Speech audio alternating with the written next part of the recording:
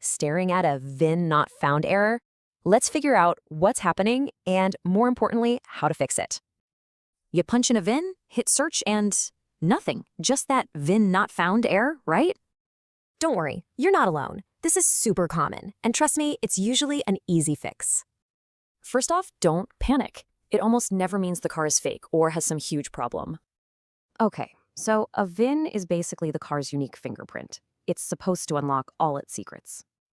A good lookup tells you everything. Original price, options, even the factory where it was born. Right, so if this info exists, why can't the system find it? Well, there are a few reasons. Maybe the car is too old, from another country, or it was a fleet vehicle. All that can mess things up.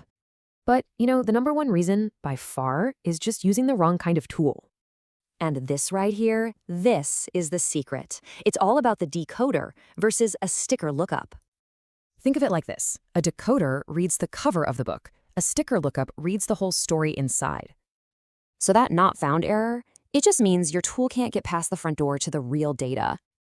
Okay, enough with the problem. Let's get to the solution. Here's your 5-step fix. First, check for typos. Seriously. Then, and this is key, use the car brand's own official lookup tool. Still no luck? Hunt for a build sheet. Or, just physically check the car for tags and labels. And if all else fails, your last resort is the dealer. They have access to the deep stuff.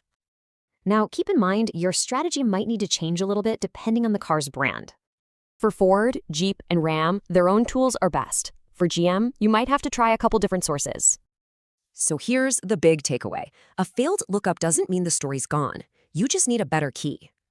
So now you know the secrets. What story is your car's VIN just waiting to tell you?